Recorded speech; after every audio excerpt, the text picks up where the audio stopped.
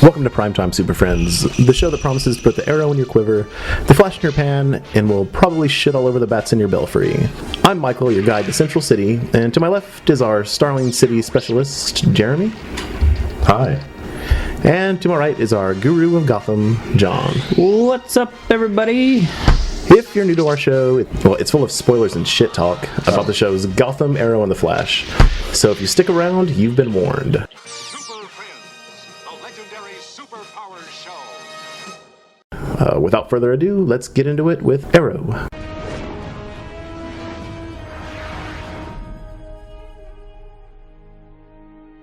So this week's episode of Arrow revolved around the return of Oliver to Star City, and we get glimpses throughout the episode of Oliver making his way back to town. We see that Tatsu really doesn't think it's a good idea, implies that he's gonna fucking die, either trying to get there or once he gets there. She gives him the advice that she doesn't think he can take Ra's al Ghul unless he's willing to kill Ra's al Ghul. You get a lot of implying that basically Oliver will never be the same if he does manage to take down Ra's al Ghul. Brick is now in control of the Glades back in Star City, and our Team Arrow that is currently without Arrow is trying to take the Glades back. Start of the episode, we get I thought it was kind of a cool scene, like basically a bar fight where some criminals are hanging out in a bar, and the Canary and Arsenal break in and go to stop these guys.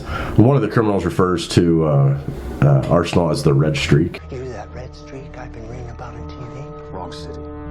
Yes, yeah. He's like, hey man, wrong city. I just like that they have this reoccurring thing where they give him a different name, or they mess up his name, or Yeah. he can't settle on a once in name. this episode. Yeah. So as they're clearing out that bar, that short-haired chick that was, I don't know if she was fucking Sara Lance or what the deal was in season 2, but she's outside this bar and sees Arsenal and the Canary come out and is like, what the fuck? Is Sarah back? I think that was part of Sarah's backstory, was she was a baby or something. No, I guess she wouldn't have been a baby, would she? I don't know if they were lesbians or... I thought it was something where it's like... short hair and I think lesbian soon. She wasn't a baby. She was the daughter of some like pilot that was trying to help Sarah get off the island or get away from something, and she promised she'd look after her. So they didn't lick each other's vaginas? Not that I'm aware of. It was more like a weird big sister thing going on. Oh, well then that would be gross. Really weird. Yeah. So is Sarah a full-on sexy lesbian? Because I missed out on her. Well, she's one of those, she'll do whatever. Okay. I like it. She's greedy. She just wants her twat played with, okay? So, I mean, she's probably into necrophilia, too. Why would that be a she's go-to? Yeah, so she would enjoy it, like She'd enjoy watching taking it. from either Is heaven she or dead, hell. though? Yeah. Is she? I think so, because she got a fucking role on another show. Oh, did she? I didn't know that. I think so, but you never know. Lazarus pits and whatnot. Yes. Magical herbs. I just figured they pulled her body out of the freezer and was like, well, let's go throw her in the pool. She's Weekend at Bernie's pool party. Sexy times. What? See, you keep going to the necrophilia. Not the kind of wet I'd want her to be, but that'll work too. I guess it would still lube it up. Not Any if she's kind of wet. dead. No, not if the she's dead. costume No. No. Just put a blow-up Yeah. doll in the costume if you want it Let's that bad. Or just go after her sister. No, not the same. But I mean, don't get me wrong, I wouldn't say no to her. Like if she just showed up naked. I feel like we've derailed here. Why don't we get back on track? I'd fuck a dead Sara Lance before I'd fuck the new Canary. That's all I'm saying. I don't know what that says about you, but you look very pleased with your conclusion. I'm picturing her ass, goddammit. I haven't seen her ass dead. I was gonna say, Well, she was on that table dead for if a I could while. face the dead body away from me so I could hit it from behind, I'm on board. I really, you. I really think this needs to just stop. You guys are sick fucks, and It's probably why they left her dead on that table for so long. People were hitting man, it. this is really just gonna keep going. Just everybody takes a turn. See, don't draw me into this conversation. Yeah, Oliver goes first. Next up is Diggle because he's got seniority. Then Arsenal. Don't bury her just yet. And then Felicity. I'll see. Yes. Right? Did we forget that she had like a huge? Ass. Never mind. Because I know where that leads. Just Sex. Let's move on. He was going to say she got impaled by a bunch of arrows, and then we would have been like, yeah, and then by a bunch of cocks. Pretty much. What the fuck is that talking about? So I alluded to this a minute ago with Arsenal being basically, his name gets made fun of a lot. And Felicity was on the phone with Captain Lance right after this scene, kind of talking to him about what they're trying to do to take back the Glades. She says something about Arsenal, and he's like, the fuck are you doing? Pulling names out of a hat? Okay, I'll send Arsenal over once the next brush fire's put out. Arsenal? What are you guys just pulling names out of a hat now? Arsenal. Nice. Enter the rim shot. Yeah. Not that kind of rim shot. Shot, not John. Never mind. Yeah. You do the rim shot. You shoot it. Yeah. Felicity or a dead Sara Lance. That's what I'm Preferably saying. live, but, you know, gotta do what you gotta do. Are we going to talk about the show? We have been. We're still talking about the show. We're talking about your weird sexual fantasies. That's what we're doing. Super friends, Oh, John. they're We weird. share things. I don't think they're weird. No, I'm sad. You can tweet us and let us know. Weird or not. At Legendary Jeremy. At the African 81. And if you think that I'm in the right here, at Raging Leprechaun. We get a scene with Merlin is training Thea, and basically she's doing really well, takes him down, but then once she gets him down, he takes the upper hand again and says, hey, you hesitated. And she's like, no, I just didn't kill you, you dumbass. I didn't hesitate. I just didn't kill you. And when the fight is real, I'm not a killer. then you're gonna die. The League of Assassins are called that for a reason. Mercy is not part of their code. I didn't sign up for any of this. The Assassins League and no mercy. All I asked for you to do was to teach me how to defend myself, to never let someone hurt me again.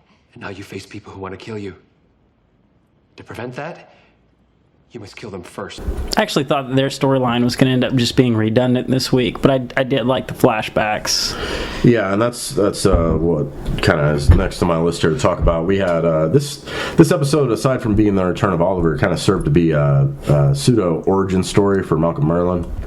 We get flashbacks throughout the episode that show pieces of his early life. Shows young, basically, probably, I would say, somewhere lower than 10 years old version of Tommy and Oliver a couple times in these flashbacks. But we get scenes of a young Merlin where his wife is murdered. Motherfucker looking like Mr. Rogers and acting like him too. Probably including the gay sex, right? I don't think Mr. Rogers was gay. He had gay tendencies. Wait, is that a thing? Or is that being He prejudiced? had gay sex. That's what I meant. Sucking on dick. That's gay tendencies. I always just assumed he was like some Crazy. unassummed assassin, like on the side or whatever. You can be gay and an assassin. I'm just saying for like a Clearly, secret backstory. Oh, that's yeah. Well, I mean, goddamn, that's what we're talking about right now. I think we're mixing reality and fiction here. That's okay. It all blends together.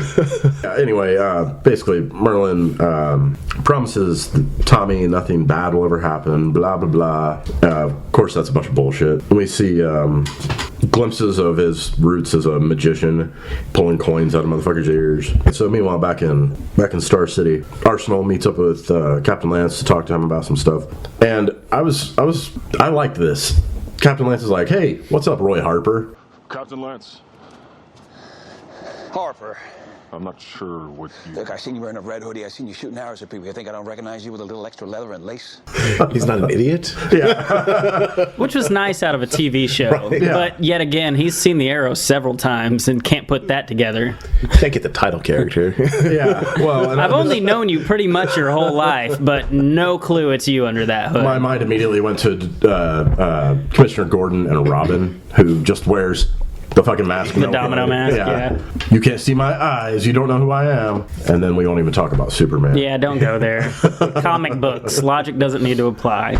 It's revealed that Brick is the one who killed Merlin's wife. Merlin thought it had been this other dude that he killed in one of the flashbacks. Essentially just like a street thug, but it turns out it was actually Brick. I thought that was too convenient. Like, I mean, I like the Brick character at this point, but it just seemed a little too like, oh, he shows up. Oh, you know, he's the killer. I don't know. Yeah, I thought that at first, and they kind of brought it back around towards the end of the episode, and he's like, hey, it was my first kill to be initiated into this gang. Okay. Yeah, I just, again, it was just, I don't know, a little too coincidental that this guy rises to power and all of a sudden he figures it out. Yeah, so we see somehow Merlin's gotten a little tiny camera in the Arrow Cave, and he's watching as they learn that Brick was the one who committed this murder. And obviously he's fucking pissed, and he's going to be out for murder.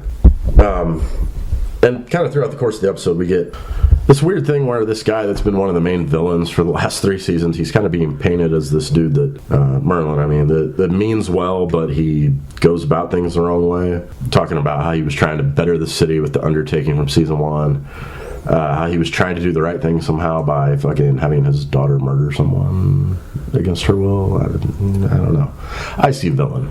But he goes to Team Arrow, and he wants to team up with them to take down Brick. And basically everyone seems to be pretty much for it, except for Felicity, who's just completely opposed. They end up basically taking a vote, and Diggle delivers the news that they've decided to decline. He did murder hundreds of people. You know, I mean, it's... I get the trying to present the redemption story or where it all comes from, but... I guess past is in the past. I mean... Don't think about those things. But this motherfucker, there's no way that he's not got some grand master plan where he's going to turn on them again. There's no absolutely. way. I mean, it's... And I know I'm being too logical, but fuck that guy. Don't fuck that guy. He'd like it. You can if you want to, and he's willing. Wait a minute. Yeah, I thought we weren't supposed to fuck him if they weren't willing. He's willing. So fuck that guy. If he's willing. And if you're into that. No, just... Why would you do it if you weren't into it? Why is this happening? Can we get on the show? So Team Arrow rallies a bunch of people to confront Brick, including Ted Grant, who we saw earlier in the season, who's Wildcat, also including the short-haired bitch. So they go and they all confront Brick in this big group. We get a "you have failed this city" out of Arsenal. Daniel Brickwell. You have failed this city. Followed by a big-ass fight scene. Apparently this Wildcat dude can hit Brick, and it causes damage when everyone else has been shooting him with arrows and shit, and he's like, whatever. He's a Wildcat. Yeah. Then he gets fucked up. Gets his ass beat pretty bad, and Canary, Laurel, comes in and tries to kind of tend to him or whatever. In the middle of this big-ass fight scene, which was kind of dumb to me, that bitch would have gotten popped in the back of the head. Yep. If that was remotely realistic. Brick tries to flee down an alley, and Malcolm Merlin confronts him and beats the fuck out of him before taking Brick's own gun, which was used in the murder of his wife, and aiming it right at his face. Meanwhile, back in the big melee out in the main street, an arrow comes flying in from off screen, and fucking Laurel Canary says Oliver loud as fuck as she's tending to Wildcat, just gives this motherfucker's identity away if they don't choose to ignore that. God, she's horrible. Yeah. Yep. So yeah, Merlin's about to finish off Brick when Oliver, as the Arrow, walks up on him and basically talks him out of it, saying he's got a choice, don't kill. Killing is bad, okay? Arrow gets up on the top of a car in the middle of the crowd and addresses the town. Seems to be broadcast on the news as well. I've been gone. And I'm sorry. Sorry for what the city has had to endure in my absence. But you did endure it.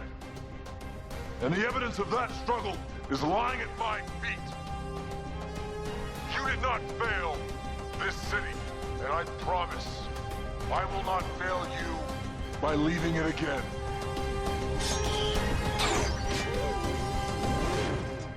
This Cindy or Sin talks to Captain Lance, and he's like, hey motherfucker, you must not know your daughter very well, because that was not Sarah in the black leather tonight. And we see that kind of moment of, oh shit. Back at Thea's apartment, Oliver and Malcolm Merlin basically kind of make peace in front of her when Thea asks where the fuck he's been for so long. Oliver's like, oh, I went to Bloodhaven and met up with this friend of mine, and it got kind of crazy, and I went to jail for a month. Bloodhaven, Nightwing. Yeah. Just Yeah.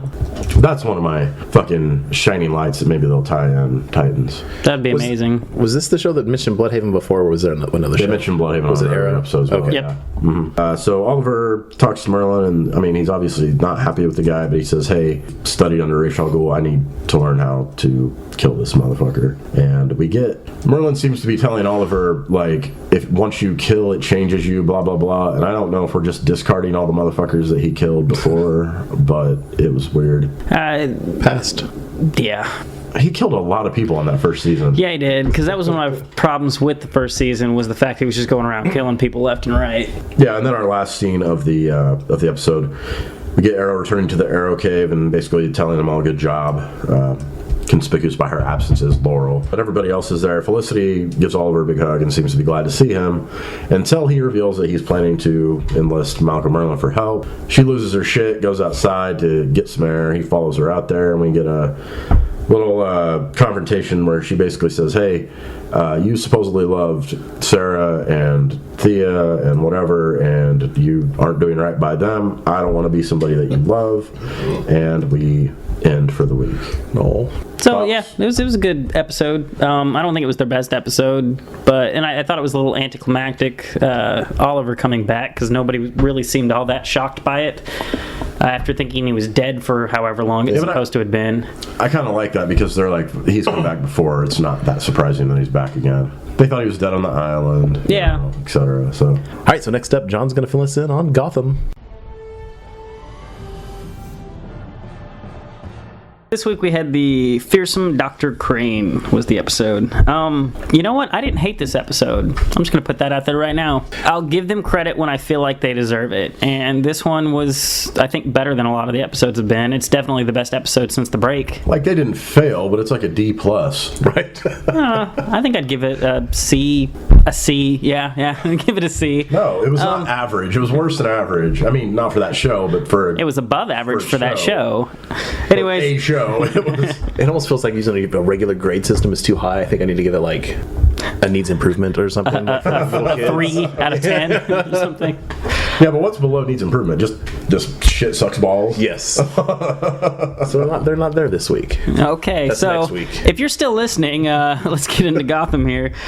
This week we saw, Jim and Harvey investigating a serial killer who was targeting members of a fear support group. He was extracting their adrenal glands and using their greatest fear against them, I guess, to get the optimal amount of fear juice out of them. Is that anything like pimp juice? Sure. I hope so, because I was singing in my head. We had a very small side story with Selena Kyle. Could you drink that with a side of gin? Would that give you, superpowers? Gin and fear juice? Gin and fear juice? Rolling down the street? And smoking Indo? And gin and fear juice? You got your money on your mind. I think you'd just be scared you lost all your money. That sounds like an awesome night. Yeah, it kind of does. Run around a little paranoid with super strength because you get that adrenaline rush. And the weed. Yeah. I like it. Give me some fear juice. Okay, let me just squeeze into this cup.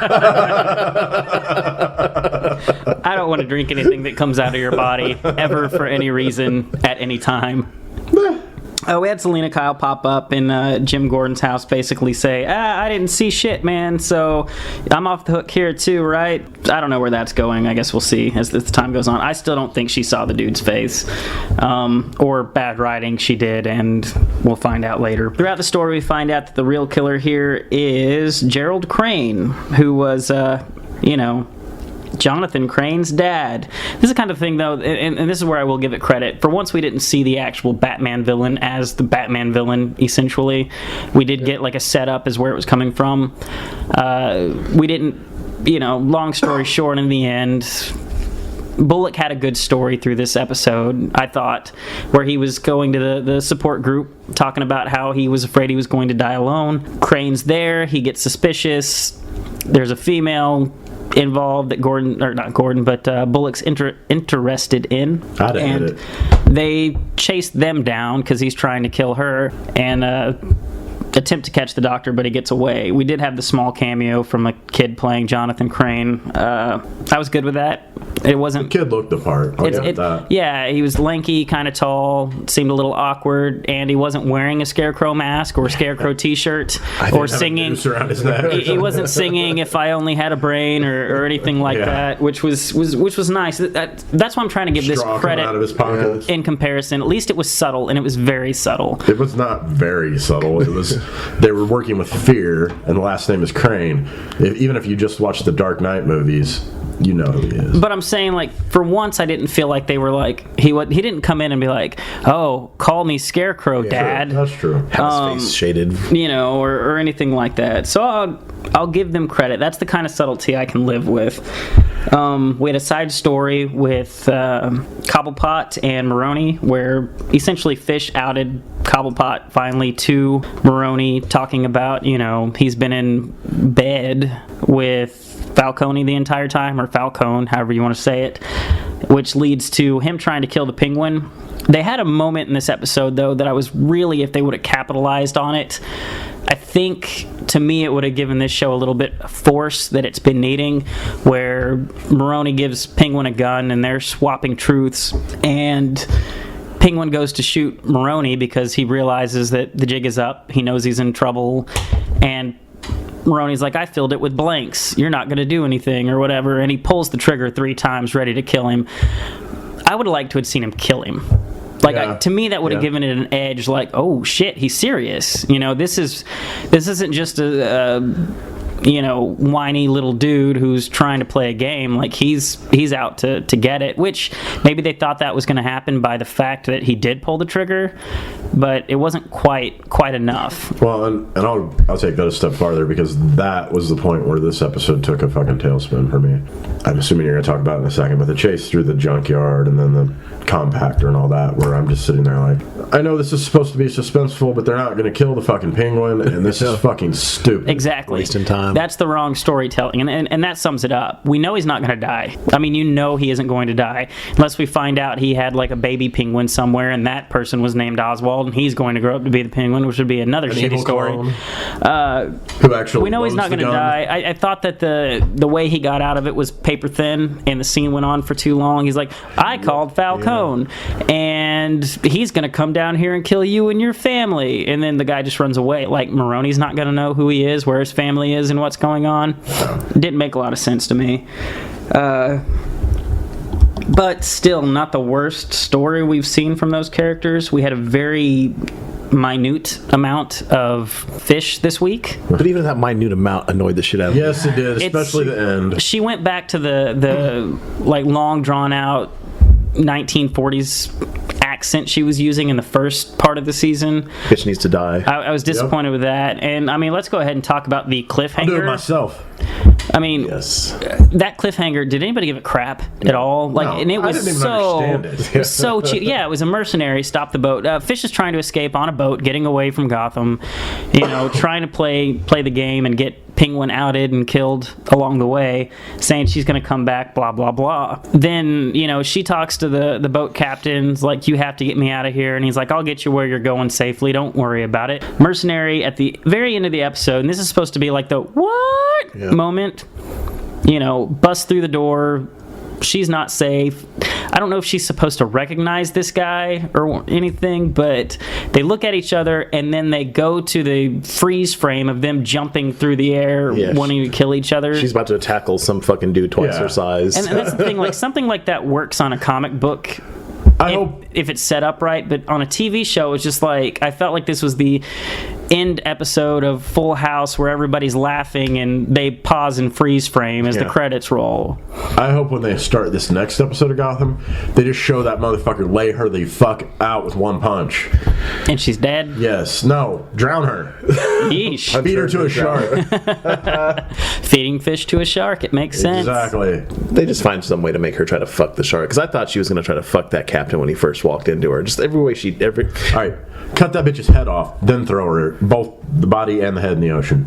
Highlander style. She'd be dead. That's for sure. Yeah.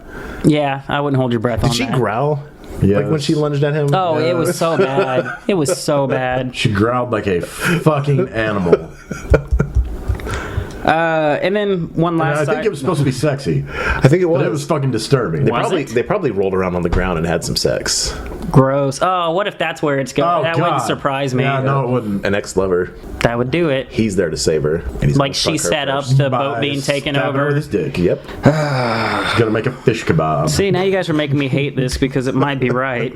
Not that I didn't already dislike that part of the story. Anyways, we did have a side story with Nigma this week where, long story short, through a series of events, he gets in trouble, gets suspended, frames the guy he got in trouble for because he gets the medical examiner examiner, he frames him, gets him suspended, so he gets his job back through that. And then we see the opening for Dr. Leslie Tompkins to come in and become the doctor at Gotham Police Department.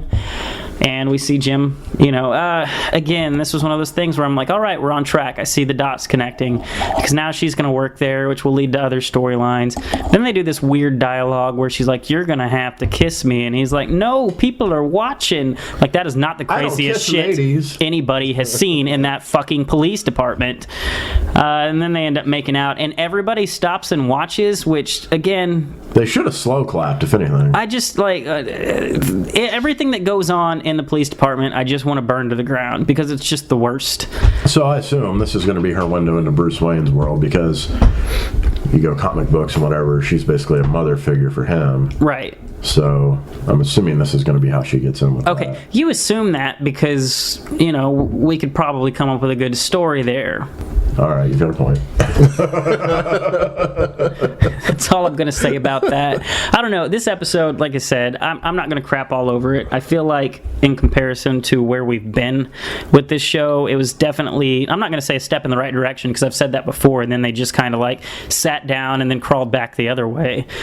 It was at least interesting to me, and I thought that they made a lot of good moves. All I know is that this show is it's like a dude that beats his girlfriend, right? Because it's so fucking horrible one week, and then he buys you flowers or chocolates or whatever, and you're like, oh, he's not such a bad guy. And then he fucking hits you again.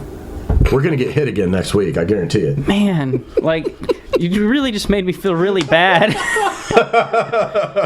Gotham is domestic abuse. I love it. Because I feel like, oh man, I'm a battered woman.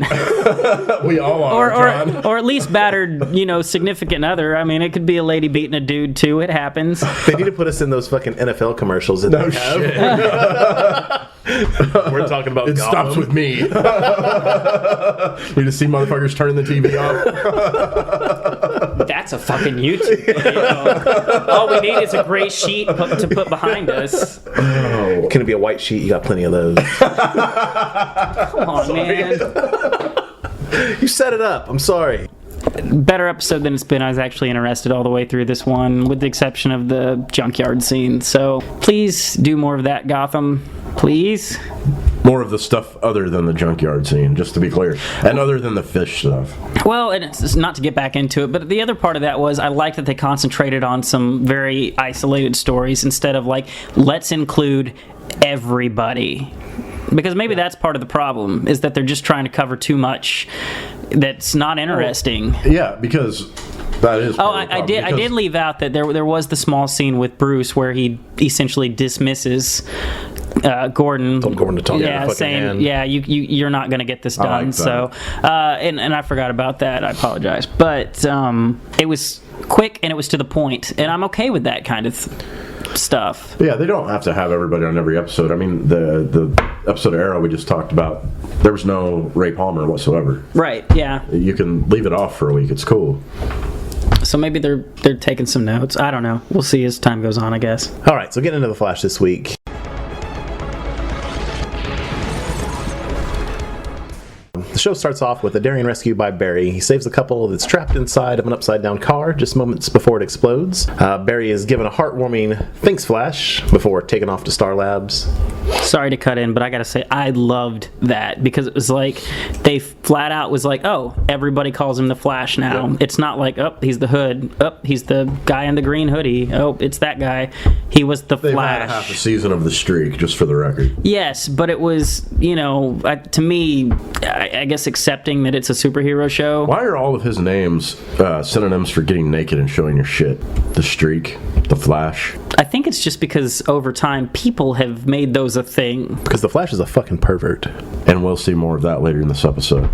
Back at Star Labs, we find there's a little tension brewing between CNC Science Factory due to Cisco ignoring Caitlin's request for him to stop looking for Ronnie, with Cisco taking it a step further by working with Rathaway, or the Pied Piper, who is currently locked up underground in their super duper bad guy jail. Next up, we're introduced to our meta baddie of the week as she breaks her boyfriend out of Iron Heights due to her teleportation abilities.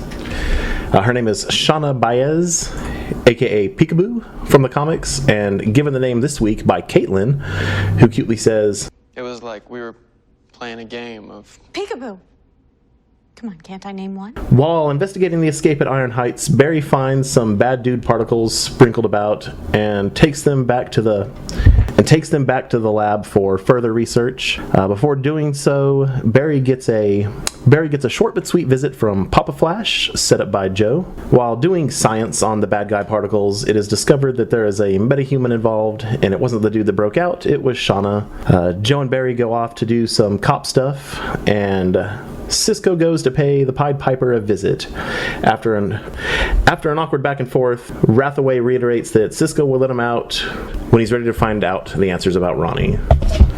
We have a short scene involving Iris and Barry back at Jitters, with her telling Barry that the only thing her new job still cares about are her Flash stories, and Barry says he's going to help her out. Barry and Joe then go to visit Papa Flash, and he drops knowledge that the guy that broke out of jail still owes this dude a lot of money, and he won't be leaving town until the debt is settled, because the dude doesn't want to fucking die. Cisco, of course, lets Rathaway out to get some answers, and of course, Rathaway puts up a struggle and tries to escape, and Cisco answers with a little slam your ass to the ground, fighting abilities, and a supersonic fuck your ears device that brings Hartley to his knees, and once again agrees to help Cisco. Did you mean to say a supersonic fuck device and brings him to his knees? I didn't say fuck your ears. You did. Okay. And I just wonder if that's how he gets down. Dude's gay, right? Yeah. But it was Cisco who put Hartley on his knees. Yeah, Cisco. Yeah. He fucked him in the ears. With his supersonic and the dude fuck your ears screamed out in device. pleasure. What episode did you guys watch? The Flash? It was remote controlled too. Yeah. Like most sex toys. Oh yeah, like we talked about on our other Better Show Pop Talk podcast. Lots of vibrations brought him to his knees. Screamed out in pleasure, apparently. I didn't think about the pleasure. I thought it was pain. Some people like pain, exactly. though. It was a little bit of both. Or a lot of bit of both. When he stood him up, he had a little spot on his jeans. Creamed his pants. I feel like you two watch the world differently than I do. That's accurate. It's more interesting that way. Everybody's fucking. We've seen things, John. You don't know what shaped us? God, the fucking Flash is just full of fucking. I know. It's so much worse than the other two shows for that. I don't know why. Wait, yeah, I do. You're the fucking. You assign the deviant to it. That's what happens. We cut to Peekaboo and Parker in the middle of an armored car heist to help pay off his debt, which causes the Flash to spring into action.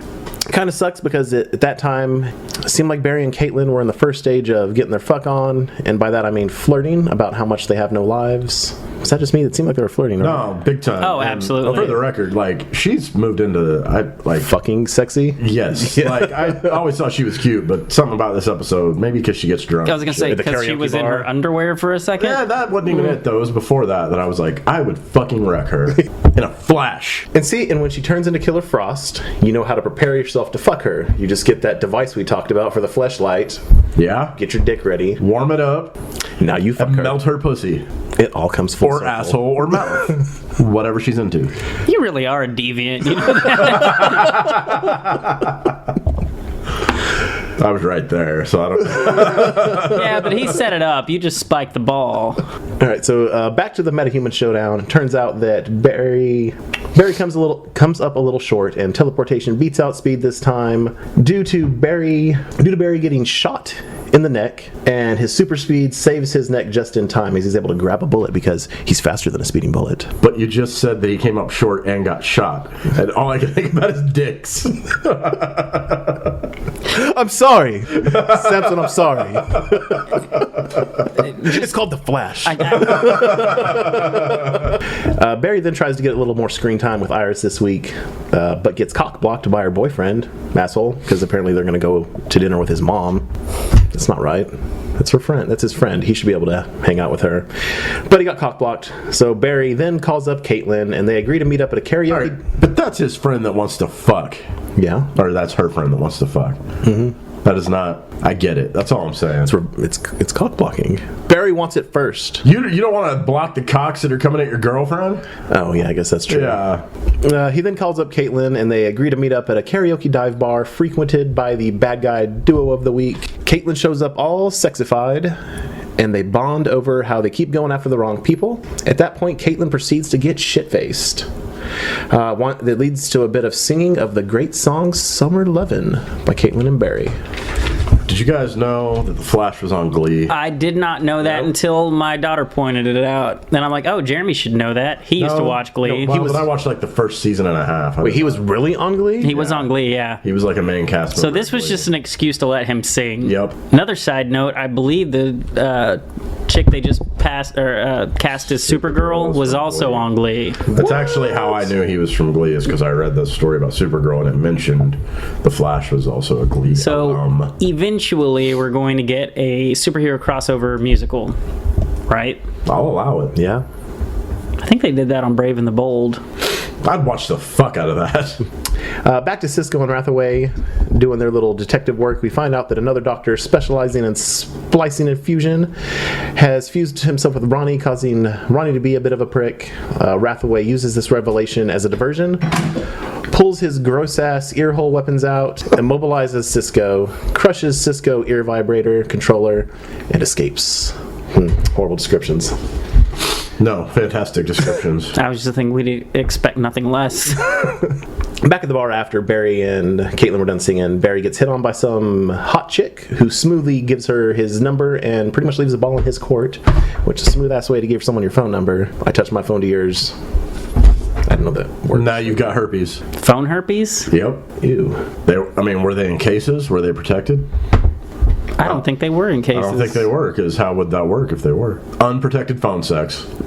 The look on your face makes me think it's like the boop, boop, boop picture bubble. Yeah, I'm just trying to think if like Gorilla Glass on your phone actually stops you from getting phone herpes, or OtterBoxes. But yeah, so that was, I can't remember her last name, but that was Linda, what's her fucking last name? The chick that eventually marries Wally West in the comics, I think. Oh, really? Oh, was it? I didn't know that. Did not catch that. Pretty sure.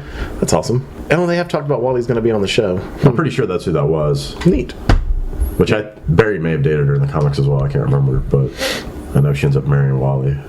She likes to get fucked really fast. Yeah, evidently. So after he got the phone number, Barry winds up having to babysit drunk Caitlin, takes her home, see a bra shot. Pretty sweet. Changes her into her pajamas. Didn't peek. Has anyone freeze framed that yet? I haven't done it. I'm just curious. I have not. No. But I think I'm going to at some point. Yeah. I don't care if that makes me pathetic. What are you expecting to see? It's television. Titties? Let me know how that turns out for you. Yeah, I won't. I just wonder what the detail is. Now I want to. I'm doing it. Yeah. I'll let you guys know next time. I'll already know. I just didn't have time to go back this week. So yeah, Barry didn't peek, but she said he could. Did you sneak a peek at my goods? I wouldn't be much of a hero if I did. Yeah, but it's okay if you peeked a little. You deserve a peek for all the good stuff you do. And she was drunk, so that's okay, right? I believe she said he deserves a peek. Yeah. So hopefully he reminds her of that. He should have been like, okay, and then kind of pulled the bra back. Or just stripped her real fast and been like, I just imagine when he changed her clothes, he was checking it all out. I just imagine when he changed her clothes, he slipped it in real quick. I just assumed that he put pajamas on over her underwear. Took those off and put them back on. You got to do that. He didn't make her sleep in the same underwear. It probably had smoke and stuff on it from the fucking bar. That's just a good friend. Yeah. You guys are perverts. I'd change your underwear for you, John. I wouldn't. I would not. But I'd change any of my female friends' underwear. Except the ones that you guys are dating. Yeah, I would hope that's the case. Just to be clear. Okay, so the next morning, Caitlin is hungover, and to make matters worse, Dr. Wells makes Cisco tell everybody that Hartley got away because he let him out, which Caitlin chews him out again, but she's too drunk to fucking do it fully about him still going after Ronnie. I thought it was funny that she came in there looking all rugged and shit with her sunglasses. She just reminded me of fucking Jordan from Scrubs. Then she yeah, exactly. Yeah. But she takes her sunglasses off and like her makeup's done and shit. Yeah. Yeah. It's still TV. But Cisco drops little knowledge that he wasn't looking for Ronnie for her, but he was doing it for himself, and then admits to sealing Ronnie in the particle accelerator the night of the explosion, which Caitlin seems cool with, says that Ronnie would tell him that he did the right thing.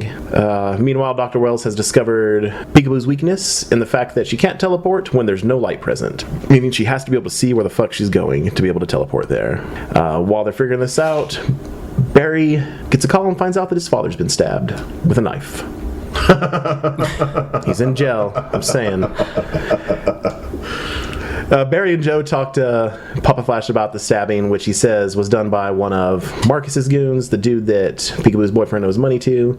They try to tell him not to play police anymore, but Papa Flash admits that he doesn't get to be useful that often, and he's going to do it whenever it's going to help Barry out. Or as they wrap up, Barry finds the dude that stabbed his father, pulls him out of jail, asks him about the job that Marcus had set up that night, only to leave him outside the gate and adding another 10 years to his sentence. So Shawn and Parker drive behind the armored truck that supposedly has millions of dollars, and she poofs in to grab just a couple of handfuls before jumping back to the car to escape. The pair head for a tunnel, but Barry speeds in front of them and gets into another bout with Shauna, where she has the upper hand once again. As they try to escape, Barry is reminded that she can't teleport if she can't see, and he begins to knock out all the lights in the tunnel. Poofs in just sounds like poof. Like you've had a whole bunch of sex that night, and the last one is just a poof in. It poofs in. It poofs in if you've got old, dried out balls. Ah, that too. It's the poof. Yeah. Does the Flash eventually become the poof? We don't know because he disappears in the future. Maybe that's what maybe he didn't disappear. He turned into the poof. When he opens the car to apprehend Shauna, she's distraught because Parker left her alone. They take Shauna to their super secret. They take her to their fucking bad guy jail underneath Star Labs. She tries to escape, but she can't because it's meant to stop bad guys. They put a mirror in there. Barry tries to ask her why she went back for Parker, and she reveals that she loves him even though he ditched her. We get a little cute scene between Barry and Caitlin again, where she's doing her best to drop a hint to Barry that she's interested in him, but Barry's fucking dumb and doesn't notice because he just wants Iris, I'm assuming. This motherfucker's gonna end up banging Iris, Caitlin, and Linda. That son of a bitch. Outside, Iris is walking to work, and Barry meets up with her in costume and gives her a file on the escapes at Iron Heights. And as he's leaving, she manages to snap a photo of the Flash running away. When she arrives at work, she sees Barry and thinks he's there to see her, but he's actually having a lunch date with Linda. Oh, snap. Later, Barry goes to Iron Heights to tell his dad about the date, and his dad shows him the day's paper featuring the first photo of the Flash. His dad tells him that Marcus's goon, Julius, says the Flash broke him out of prison and drops Barry a wink, believing him to be the Flash. Barry a wink. He pretty much says you're the Flash. Yeah. You're the Flash. And I'm proud of you. Barry tells him if he was the Flash, he would be the first person to know. Liar. Fucking liar. His dad says if he was in fact the Flash, he'd tell him to be careful, that he's a hero, and that he's proud of him. Meanwhile, in a sewer in Central City, some utility workers are inspecting a problem and find markings all along the wall reading Grodd. Yeah. And right on cue, Gorilla Grodd walks through an opening and pulls one of them into the darkness. The other worker tries to get away, but Grodd ain't having any of that shit and snatches him up too. That's awesome. Gorilla Grodd. Yeah, I can't wait for this, actually. Yeah, I'm curious to see how they're going to pull that off. Yeah, because, I mean, is it going to be, I don't know, like, did it look to you guys like the Grodd handwriting on the wall got better? Yes. As it went? So I'm thinking it's not going to be full-on intelligent Grodd that we're used to in the comic books when he's introduced, but maybe as the show goes on. Maybe like next season he'll be the main villain. Like evolve kind of over time. Give people a chance to get used to the idea of a, intelligent gorilla that can speak. Whereas if it was Gotham, he would have come in just being who would have all his powers. Probably with a top hat and a monocle and a cane. Hello, everybody. I can't wait. Actually, it's going to be awesome. This was my favorite of the 3 shows this week was The Flash, and that's pretty rare that I like it more than Arrow. But it was a very good episode. I go back and forth between it and Arrow, but this is definitely solid from top to bottom. The episode was good. Even the side stories all worked. I like a different type of twist at the end too, with Grodd and stuff. Yeah, it was satisfying. Wells, yeah, because they've done a couple episodes where they had the cliffhanger at the end where it wasn't Wells, and it was really kind of underwhelming. I thought this one was just as strong as Wells. Now, people who don't know the character might not have thought that, but well, fuck those people. Get on board. Those people like Gotham. Probably. Yeah. That's going to do it for Primetime Super Friends this week. If you have any suggestions for the show, shoot us an email, primetimesuperfriends@gmail.com. If you're into social media, we are on Twitter @PrimetimeSuper. We all do have individual Twitter accounts. I'm @TheAfrican81. Jeremy? @LegendaryJeremy. And John? @Raging Leprechaun. I guess I can try it on this show too. If you want to make us podcast of the month, podcastland.com. Drop us a vote. If you're into YouTube, search for us there. Search for Pub Talk Podcast. You'll find Primetime Super Friends on there. You can also check us out on our website, pubtalkpodcast.com. Look for the link in the top right corner. And check out our other show. I would say it's dirty. Well, yeah, it is dirtier. This is pretty dirty, though. All right, so until next time, keep it super, bitches. Na-na-na-na-na-na-na. Flash's penis. Dead Sara Lance.